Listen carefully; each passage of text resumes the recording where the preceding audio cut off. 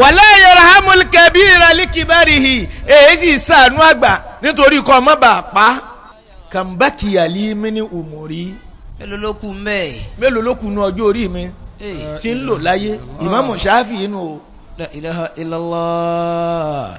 èyí tó ti ṣe àlékún àníwà lójú kan náà bákan náà. àmín. ẹ dákun ẹ ṣe àmín fúnra rẹ̀.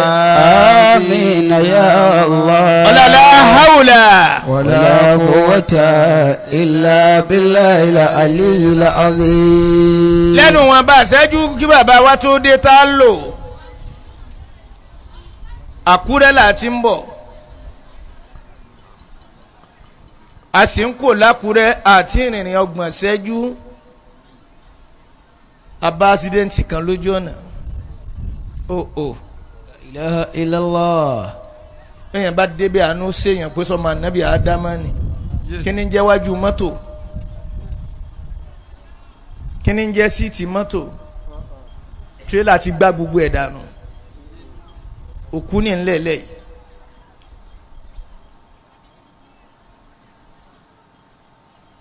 àwa wò pé àsọ̀rọ̀ wa tọ́pẹ́. alhamdulillah. ọlọ́run ló mọ iye àjò tá a ti lọ lọ́dún yìí. la ilaha illallah. a sì ń lọ a sì ń wọlé. idha nasartu shu'uni min bidayati gbogbo ẹtí tí ẹ bá ti bàjẹ́ ni ẹ mú orí ọlọ́hun onímọ̀. ila nihayati alhamdulillahi. o ṣeun. ila nihayati alhamdulillahi. wọ́n ń bẹ́nu wọn tí ń gbààwẹ̀ lọ́wọ́ ọlọ sínú lálẹ́ kìyàmà.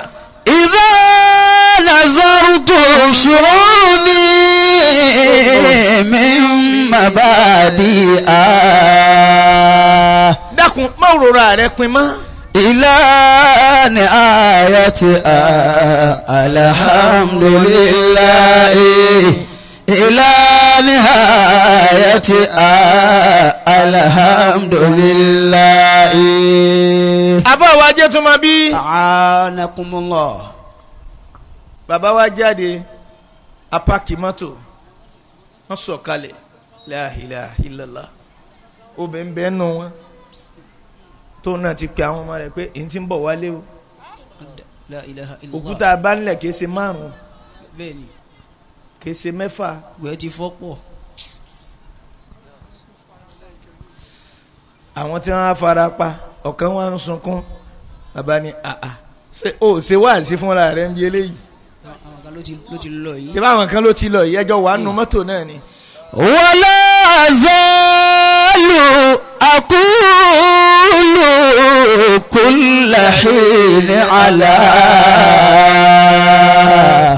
ma kunta taf'alu bi alhamdulillahi. tani ò mórí ọlọ́hun. ma kunta taf'alu bi alhamdulillahi. ọ̀ ń kọjá lọ lóko olówó òun wọlé òun jáde rántí pé àwọn kan ti ṣàgbákò kú lóko olówó yẹn. wala zalu aqulu. wọ́n dájọ́ ìyàwó ẹlòmíín sọ́nà ọ̀sẹ̀ tí ń bọ̀ náà láṣẹ ìyàwó ẹ̀ oko olówó mẹ́rin náà ló ti ṣàgbákò kú. wala zalu aqulu kulla hin ala. ìwọ wá ń sunkún pé mi ì tí ì rí ilé kọ́nà. wala zalu. àwọn kan ẹ̀mí wọn ti bọ̀ èyí tí wọ́n kọ́nà wọn ò rí bẹ́ẹ̀ gbé tí wọ́n lọ. wala zalu. afáwọn ajé tún mọ bí ọlọ́run ni kó foríjìn wá kó tó pa wá o. bó o lọ fẹ́ ṣe inú ayé tó fi ní mú tẹni ẹlẹ́ni mọ́ tiẹ̀ èmi ò tí ì rí o. tó fi ní mú tẹni ẹlẹ́ni mọ́ tiẹ̀ bó o ló ṣe. la ilaha illallah. kò sí gbogbo ẹni tó kọ́lé ẹ pè wọ́n kalẹ̀. wọ́n ṣèṣirò ẹ̀. wá ṣèṣirò rẹ̀ tẹni ẹlẹ́ni ń bẹ́ẹ̀ bí ilé tọ́kọ́. wala zalu أقول كل حين على ما كنت تفعل به الحمد لله ما كنت تفعل به الحمد لله. ó bá bí Ọlọ́run àwọn wá sí ọ létí àwọn kan lájọ bẹ̀rẹ̀ àwẹ̀ yìí ṣé ń gbàtà bẹ̀rẹ̀ rẹ̀ sàrí àkọ́kọ́ náà láti ń wí fúnra wa pé ẹkú àtìlọ yìí o ṣe méjì náà la máa ń kíra wa nínú àwẹ̀ ẹkú ládàá o Ọlọ́run gbà o kíkí kanu bàbá wa ẹlẹ́kẹ́ kíkí ẹlẹ́ẹ̀kejì ni pé ẹkú àtìlọ o ẹ wá ti àwẹ̀ lọ abẹ́ ẹ̀ tí lọ òun gán tira rẹ̀ lọ báyìí pé èmi ń kẹ́rù o ń lọ ó tún dọdún tí ń bọ̀. ولا أزال أقول كل حين على ما كنت تفعل به الحمد لله ما كنت تفعل به الحمد لله. lẹ́nu gbàtà wa bẹ̀rẹ̀ àwẹ̀ yìí IRP Ọlọ́run ló mọ iye fọ́tò ẹ̀ tó ti gùn IRP ni àtọ́nibà àfa gbẹ̀dẹ́dùn wàláhì bí ọba jálá burú èèyàn yóò sì máa rówó. Masha Allah. ẹnu wákà òun lásán kí n má pè lórin wákà ni. wọ́n ló jókòó ẹlòmíín bẹ́ẹ̀ mi tẹ́tí rẹ̀ rà mọ́lẹ̀. La ilaha illallah. ẹ̀ kò rẹ̀ gbẹ́ yí padà mọ́ ẹgbẹ́ ibi tí wọ́n fi lé náà lọ́wọ́ etí ti ra ìhà tí ń rà mọ́lẹ̀. ولا لفعلك للإنسان من سبب. ìwọ wá ń sunkún rọ́bà ó ń sunkún rọ́bà kò rí rọ́bà rà. يقول منك جزاء الحمد لله يقول منك جزاء الحمد لله. Olúwa o a ti mọ̀ pé ikú gbogbo wa láàkú. يوفق من تشاء خيرا بلا طلب. àbá wa jẹ́ túmọ̀ bí. من غير حب له والفضل لله كذا توفق شرا من أردت به. لا إله إلا الله. من غير بغض له والعدل لله من غير بغض له والعدل لله. àfáà wa jẹ́ túmọ̀ bí. عافاكم a ti ṣàgbákò kú ná. gbogbo ẹni tó bá ti wáyé ti dáná kú ti ṣàgbákò rẹ̀ ó kú. La ilaha illallah. a máa fẹ́ kó ti ìyá wa báyọ̀ lọ. Allah. marhalatul insaniya ayé tá a wáyé step by step ni. Naam. Sọ̀rí ni. ìsọ̀rí ni. ìgbà kan ó fi wà látọ̀ ọwọ́ àná oyún Kiramakumullah. ó jáde wáyé bọ́ ọ bá ti jáde wáyé pẹ́rẹ́ mọ̀ pé o ti ṣàgbákò òkú. La ilaha illallah. lẹ́yìn ikú ó ṣàgbákò sàárè. La ilaha illallah. ó wọbẹ̀ lẹ́yìn sàárè ó ń lọ barisakhi. La ilaha illallah. barisakhi yìí ó ní gbogbo ẹ̀mí ó wà. èyí tó bá ṣàbùrú láyé òun náà wà ń barisakhi. La ilaha illallah. àmọ́tọ̀tọ̀ ni wọ́n fi wọ́n sí. èyí tó bá ṣe rere òun náà wà ń barisakhi. gbogbo àwọn ẹ̀mí àwọn ẹni ọlọ́run ń bẹ ń barisakhi tí wọ́n ń gbádùn. dákun torí ọlọ́run èyí táwọn ń ṣe láyé lọ́wọ́ yìí àfikún ṣayé dáadáa. قد كنت ميتا فصرت حيا.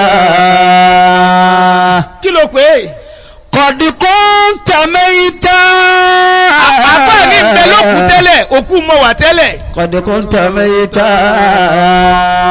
mo ti kọ́kọ́ wà lókù ìwọ náà ti kọ́kọ́ wà lókù tẹ́lẹ̀. قد كنت ميتا kí ni ń jókòó òun là tọ̀ àtọ̀ ọwà látọ̀ ọ̀tọ̀ làtọ̀ra ọ̀tọ̀ làtọ̀ rèké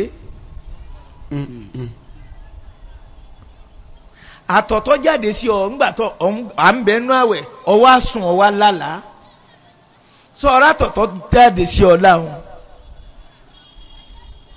kọba wẹ̀rẹ̀ jẹ́ o ọwọ́ ẹ̀ ni o àbọ̀ wá súnmọ́ ìyàwó rẹ lálẹ́ ẹ gbọ́ o súnmọ́ ìyàwó rẹ lálẹ́ àbí ń sáàrì òun fi wá gbé ọ lọ òrí wẹ̀wẹ̀ àsìkò fi wá lọ. bílẹ̀ bá mọ́ ọwọ́ ẹ̀ ní kọ̀bàwẹ̀ rẹ jẹ́ kìí sọ̀sán àwẹ̀ ló ṣe. قد كنت ميتا فصرت حيا وقريب تسير ميتا. àwọn tá a sọ lẹ́ẹ̀kan pa kan lójú ọ̀nà ńgbà tá à ń darí Àkúrẹ́ bọ̀ à ń bọ̀ wá ṣàdúrà fún wa. a ṣe àwọn ọmọ ya mùsùlùmí ni wọ́n. mùsùlùmí ni wọ́n ń gbàwẹ̀ lọ́wọ́.